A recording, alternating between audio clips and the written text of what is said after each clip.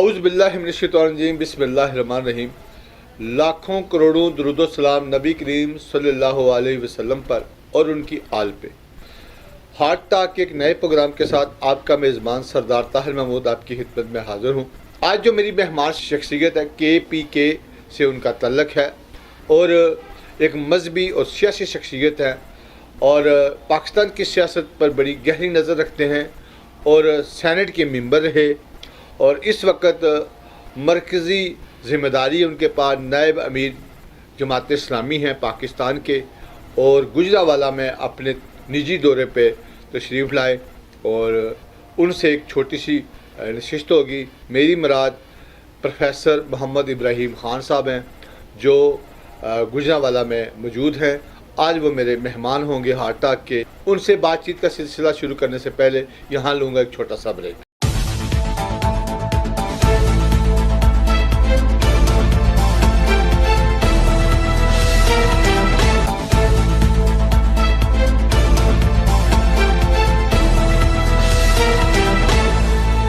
Welcome back. آج جو میرے مہمان ہیں وہ پروفیسر محمد ابراہیم خان صاحب ہیں جو نائب امیر جماعت اسلامی پاکستان ہے۔ آج گجرانوالہ میں 3 دورہ تربیتی دورے کے حوالے سے گجرانوالہ میں آئے ہیں، تو ان سے ایک خصوصی نشست کروں گا جس میں موجودہ دور کے حوالے سے سیاسی حوالے سے بات ہوگی۔ سر بہت شکریہ آپ کا۔ مہربانی جناب۔ سب سے پہلے یہ بتائیں کہ آپ جماعت اسلامی سے کب سے ہیں اور جمعیت کے پلیٹ فارم سے طلبہ سیاست سے آئے یا ڈائریکٹ جماعت اسلامی؟ میں اگر یہ کہوں کہ میں جماعت اسلامی سے اسلامی جمع طلبہ میں گیا اور پھر وہاں سے واپس جماعت اسلامی میں آیا۔ ٹھیک ہو گیا۔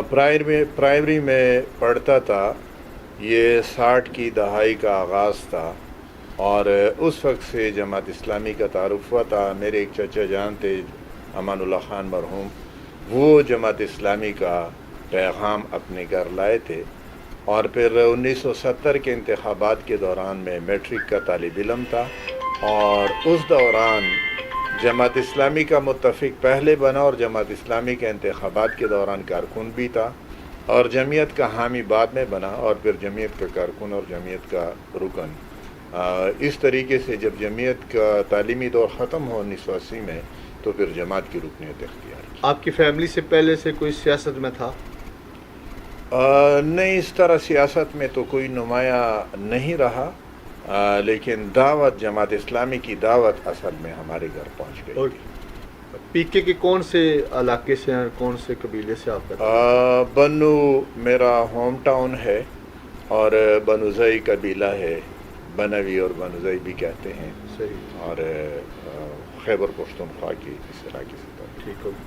قومی سیاست، جب آپ نے طلبہ سیاست سے قومی ادارے میں سیاسی پلیٹ فارم پہ جماعت اسلامی میں آئے، تو آپ کی پسندیدہ شخصیت کون تھی جن سے آپ امپریس ہوئے ہوں گے سیاسی طور پہ؟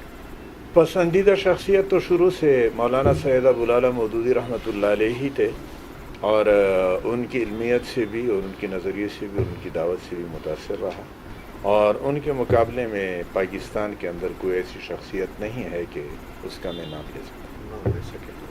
آپ عملی طور پر سیاسی سسٹم کے اندر کب آئے اور کیسے آئے؟ تعلیم سے فارغ ہونے کے فوراً بعد میں نے وکالت شروع کی، LLB کیا تھا اور پھر MA جرنلزم کیا، اور پھر بار کونسل میں انرولمنٹ لی اور جماعت کی تنظیم میں بھی شامل ہوا، رکن بنا، اور جماعت اسلامی ضلع بنو کا قیم بنایا گیا۔ تو اس طرح سیاست اور دعوت کا کام اس سے شروع کیا، اور پھر 2 سال بعد گومل یونیورسٹی سے جرنلزم میں لیکچررشپ کے لیے کال آئی، انٹرویو میں شریک ہوا اور لیکچررشپ ملی۔ اس دوران بھی جماعت اسلامی سے تنظیمی تعلق اور دعوتی تعلق رہا، اور 1985 کے انتخابات میں جو غیر جماعتی انتخابات تھے ضیاء الحق صاحب نے کرائے تھے، اس میں صوبہ سرحد تھا اس وقت، میاں سید منظور حسین باچا جو صوبے کے سیکرٹری جنرل تھے، وہ MPA بن گئے مردان سے۔ انہوں نے پھر یہ درخواست کی جماعت سے کہ وہ اب جماعت کے قیم کی ذمہ داری سیکرٹری جنرل کی ذمہ داری صوبے کے نہیں نبھا سکتے، اور پھر مجھے حکم ہوا، میں نے ملازمت سے استعفیٰ دیا اور جماعت کے صوبائی قیم کی حیثیت سے پھر میں نے کام شروع کیا۔ 9 سال تک صوبے کا قیم رہا اور اس کے بعد پھر امیر صوبہ کی ذمہ داری سنبھالی گئی۔ آپ نے جماعت اسلامی کے مختلف ادوار دیکھے اور جو سیاسی اور لحاظ سے کامیاب دور جماعت اسلامی کا وہ قاضی حسین احمد کو کہتے ہیں کہ عوامی طور پر مقبولیت جو قاضی حسین احمد صاحب کے دور میں ملی جماعت اسلامی کو، وہ کسی اور امیر کے ہوتے ہوئے نہیں ملی۔ اس بات سے آپ متفق ہیں؟ اصل میں یعنی مکمل اتفاق ممکن نہیں ہے۔ قاضی صاحب کے دور میں MMA کی کامیابیاں تو ہمیں نظر آتی ہیں، لیکن اس سے آگے پیچھے پھر قاضی صاحب اس سے پہلے بھی امیر رہے، اس کے بعد بھی امیر رہے، تو اس میں پھر ایسی کامیابی دکھائی نہیں دے رہی۔ درست ہے کہ قاضی صاحب نے جماعت کو آگے بڑھایا، لیکن مولانا مودودی رحمۃ اللہ علیہ نے جماعت کی جو بنیادیں بنائی ہیں، اصل استحکام وہی ہے۔ لیکن سیاسی طور پر جو عام پبلک تک جو ہے قاضی صاحب میں یہ عرض کرنا چاہتا ہوں کہ جماعت جو ہے، مولانا مودودی رحمۃ اللہ علیہ نے یہ بات فرمائی تھی کہ جماعت کو درست نہیں سمجھا گیا۔ جماعت مروجہ معنوں میں سیاسی جماعت نہیں ہے، نہ تو یہ مذہبی جماعت ہے اور نہ یہ سیاسی، یہ ایک دینی تحریک ہے۔ جماعت اسلامی جس طرح دوسری سیاسی جماعتیں سیاست کرتی ہیں، نہ قاضی صاحب نے وہ سیاست کی ہے اور نہ جماعت کے ان سے آگے اور پیچھے عمران نے وہ سیاست کی ہے۔ اور جماعت ایک دعوتی تحریک ہے، اقامت دین کی تحریک ہے۔ اس بنیاد پہ جماعت کا کام صرف سیاسی کام نہیں ہے، بلکہ امت مسلمہ کو اس کا کھویا ہوا مقام واپس دلانا، مقام گمگشتہ اس کی بازیافت اور اس مقام پہ امت کو پہنچانا، اور صرف جماعت اسلامی کی سیاست یا جماعت اسلامی کے اقتدار نہیں، بلکہ امت مسلمہ کو انسانیت کی امامت اور قیادت کے منصب تک پہنچانا، یہ اصل میں جماعت اسلامی کا کام ہے۔ کیا آپ سمجھتے ہیں کہ 2000 جب MMA کی کامیابی کی صورت میں 6 جماعت کا اتحاد ہوا، اس میں جماعت اسلامی نے اور مختلف جماعتوں نے، مذہبی جماعتوں نے بڑی کامیابی حاصل کی، لیکن اس کامیابی کو 17ویں ترمیم کے نیچے دفن کر دیا گیا؟ وہ سیاسی غلطی نہیں تھی مذہبی جماعتوں کی؟ اصل میں یعنی 2002 کی یہ کامیابی جو ہے، یہ بہت چھوٹی ہے۔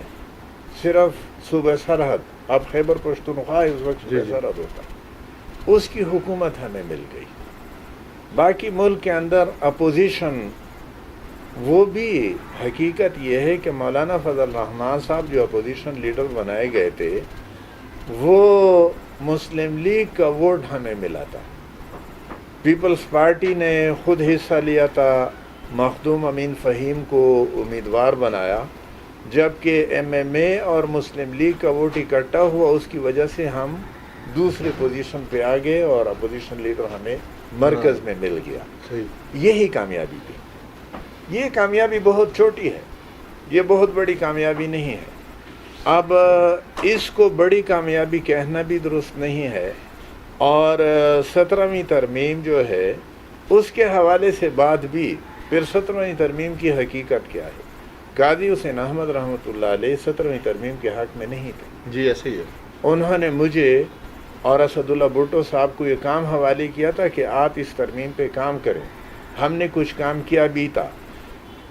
بدقسمتی ایسی تھی، قاضی صاحب بیرون ملک تشریف لے گئے، مولانا فضل الرحمان صاحب نے ان کی عدم موجودگی میں بڑی تیزی سے کارروائی کر ڈالی اور 17ویں ترمیم پہ دستخط کر دیے گئے۔ قاضی صاحب نے واپس آ کر اس پہ اپنے ناراضگی کا اظہار کیا تھا، اور پھر بعد میں قاضی صاحب نے اس پہ قوم سے معافی بھی مانگی تھی۔ جی جبکہ مولانا فضل الرحمان صاحب آج تک کہتے ہیں کہ نہیں، ہم نے یہ کام ٹھیک کیا ہے۔ اب مولانا فضل الرحمان سے یہ بات پوچھنے کی ہے کہ 17ویں ترمیم کے تحت، 17ویں ترمیم کے ملبے تلے ہماری 2002 کے MMA کی کامیابی دب تو نہیں گئی تھی؟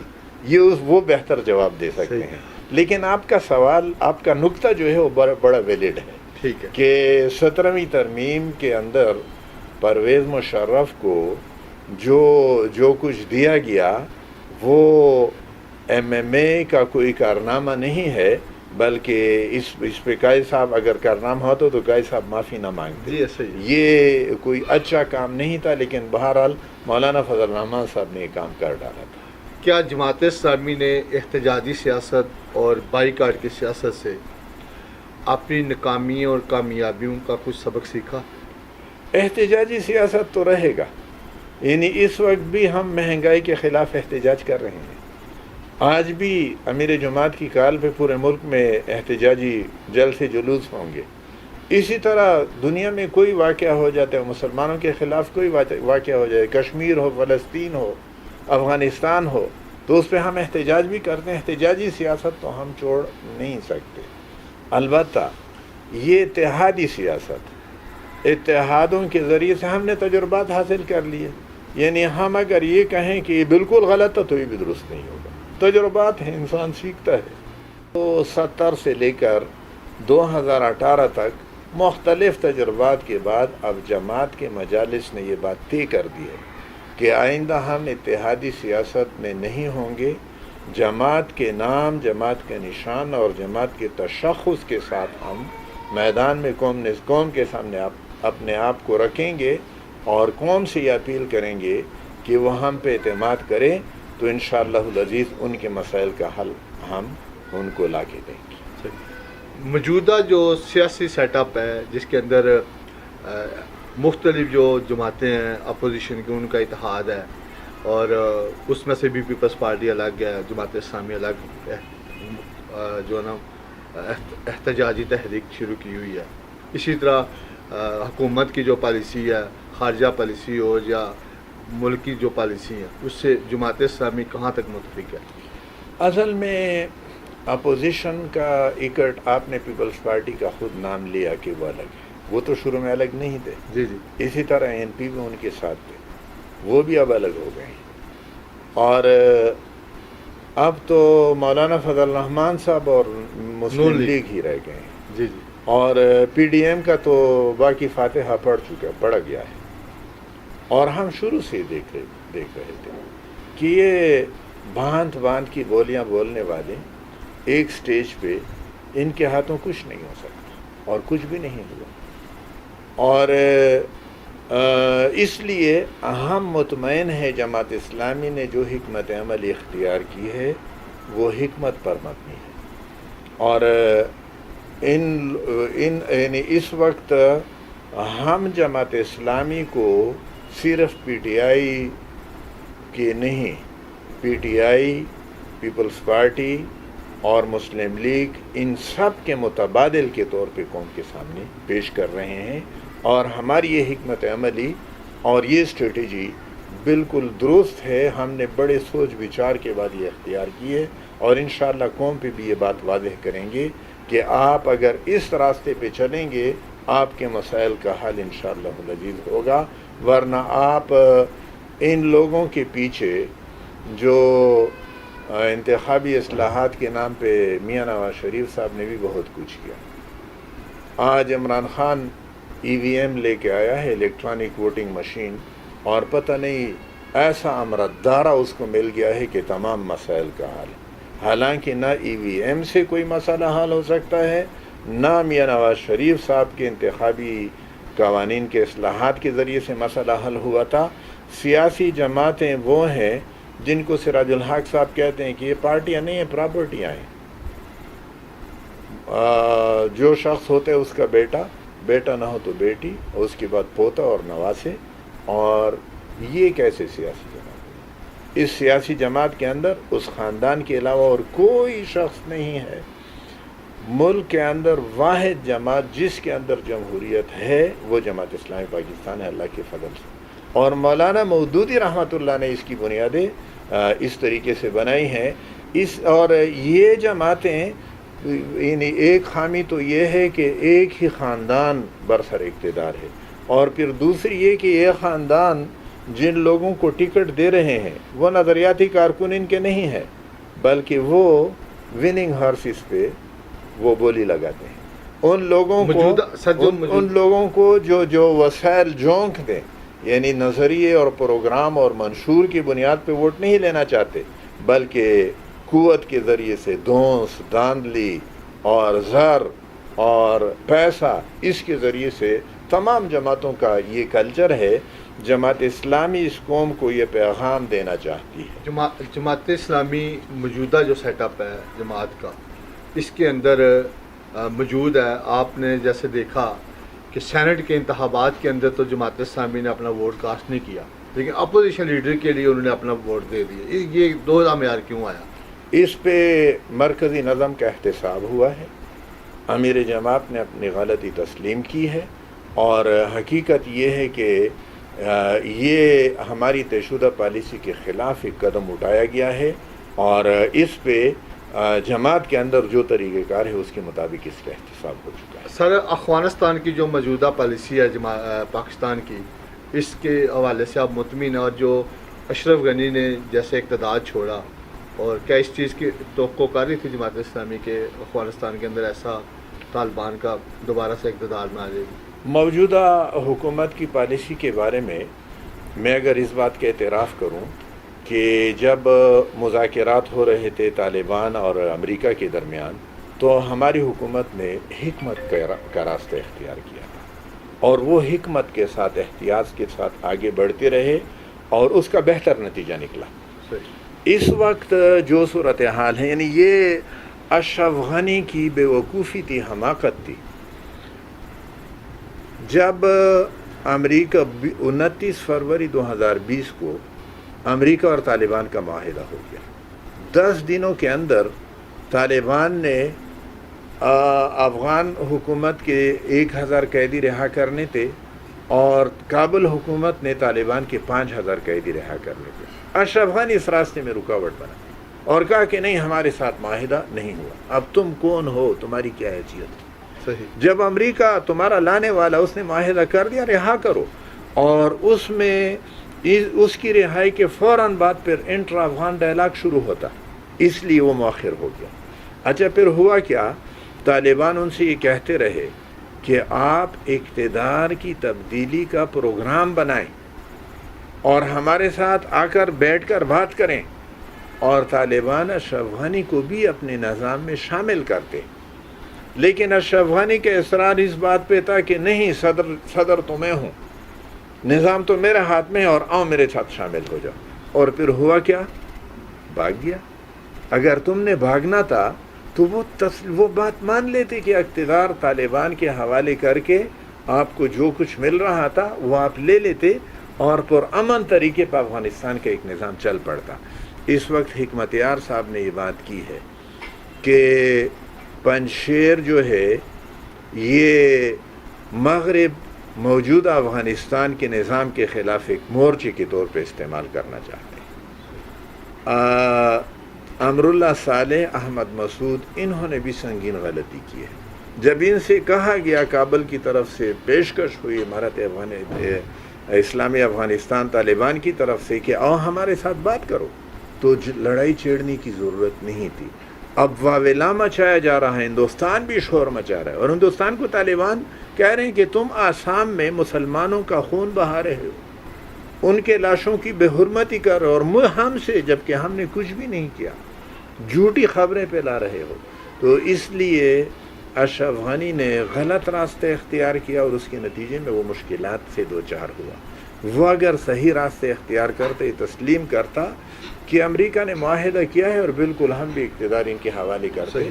سر، آخر پہ یہ بتائیں کہ جماعت اسلامی بھی کچھ کافی عرصے سے جدوجہد میں کہ اقتدار کے اندر آئے، جیسے عمران خان نے بھی اقتدار کے لیے کنٹینر پہ چڑھ پہ بڑی بڑی تقریریں کی۔ اگر قوم کل جماعت اسلامی کو موقع دیتی ہے، کیا جماعت اسلامی کے پاس کوئی لائے عمل پہلے سے، جیسے وہ کہہ رہے تھے کہ ہمارے پاس پورا پلان ہے، ہمارے پاس اقتصادی سسٹم، کہ جماعت اسلامی کے پاس کوئی ایسا فارمولہ ہے کہ ملک کے اندر جو جتنے بھی مسائل ہیں ان کے حل کے لیے فوری اقدامات کر سکے؟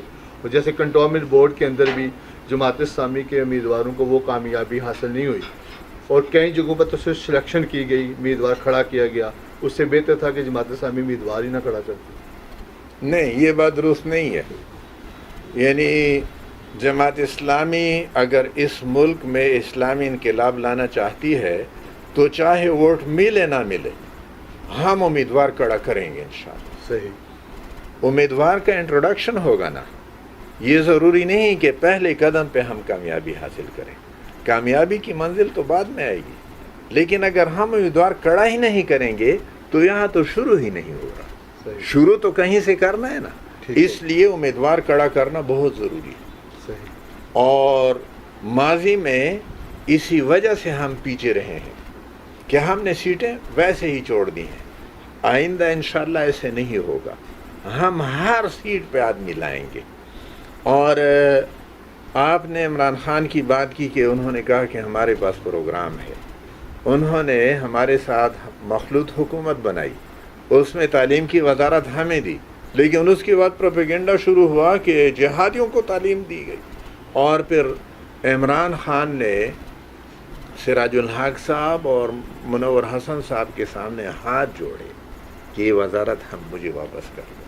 اور کہہ یہ رہے تھے کہ ہمارے پاس تو تعلیم کے انقلابی پروگرام ہے، انقلابی پروگرام آج تک ان کے پاس نہیں ہے. اور وہ آج بھی ان کا بیان ہے کہ مافیا ہم سے این آر او مانگ رہا ہے. بابا مافیا تو تمہارے پی ٹی آئی کے اندر ہے. چینی مافیا کون ہے؟ چینی مافیا ترین ہے نا، جہانگیر ترین. آٹا مافیا کون ہے؟ وہ دوسرے وزیر کا کیا نام ہے؟ وہ آٹا مافیا ہے، خسرو بختیار. اچھا مافیا کے اندر تو تم گرے ہوئے ہو، تم کس مافیا کا نام لیتے ہو؟ اور وہ مافیا تو پیپلز پارٹی چھوڑ کے ساری مافیا تمہارے پاس آ گئی ہے اور مافیا کے چنگل میں پھنسے ہوئے ہو. اور جماعت اسلامی کے پاس الحمدللہ ٹیم ہے. جماعت اسلامی کے پاس تعلیم یافتہ افراد ہیں. جماعت اسلامی کے پاس تجربہ کار افراد ہیں. جماعت اسلامی کے پاس مولانا مودودی رحمۃ اللہ علیہ کا لٹریچر ہے. جماعت اسلامی کے لیے ممکن ہے. اور پھر اخلاص ہے، امانت اور دیانت ہے. یہاں پہ موروثی سیاست نہیں ہے. یہاں پہ کسی جماعت اسلامی کسی کی پراپرٹی نہیں ہے. پہلے امیر اورنگ آباد دکن سے مولانا سید ابوالعلا مودودی رحمۃ اللہ علیہ، دوسرے امیر جالندھر کپورتلہ ریاست سے میاں طفیل محمد رحمۃ اللہ علیہ، تیسرے امیر ضلع نوشہرہ کی زیارت کاکا صاحب کے جناب قاضی حسین احمد رحمۃ، چوتھے امیر دلی کے سادات گھرانے کے چشم و چراغ جناب سید منور حسن صاحب، پانچویں امیر دیر سے تعلق رکھنے والے. یہ واحد جماعت ہے کہ جس میں ارکان کی رائے سے امیر کا انتخاب ہوتا ہے. اور یہ ملک میں جمہوریت بھی اور ملک کے لیے اس میں پھر امانت اور دیانت ہے، اس میں احتساب ہے. اس میں اس بنیاد پہ کوئی اوپر نہیں آتا کہ اس کے پاس بڑی پراپرٹی ہے، بہت وہ دولت کی ریل پیل ہے، بلکہ خالصتاً اہلیت اور صلاحیت کی بنیاد پہ. اس لیے یہ اہل اور صلاحیت رکھنے والے افراد اس قوم کے مسائل بہترین طریقے سے حل کر سکتے ہیں. یہ اب قوم کا بھی امتحان ہے، ہمارا بھی امتحان ہے کہ ہم اپنے آپ کو قوم کے سامنے کیسے پیش کریں کہ قوم ہمارے اوپر اعتماد کریں. اور ہمارا کام صرف اقتدار تک پہنچنا نہیں ہے. اگر اقتدار تک پہنچنا مطلوب ہو تو ہم کب کے پہنچ چکے ہوتے. ہمارا کام تو اللہ کے دین کی بنیاد پہ اس ملک کے اندر امانت اور دیانت کا ایک نظام لانا ہے تاکہ ہماری دنیا بھی بنے اور ہماری آخرت بھی کامیاب. سر بہت شکریہ، بہت آپ نے قیمتی ٹائم میں مجھے ٹائم دیا. جی ناظرین، آج جو ہارٹ ٹاک کے میرے مہمان تھے پروفیسر محمد ابراہیم خان صاحب تھے، جو نائب امیر جماعت اسلامی پاکستان تھے. تو امید ہے آپ کو ان کی گفتگو پسند آئے گی. مجھے دیجیے اجازت. اللہ حافظ.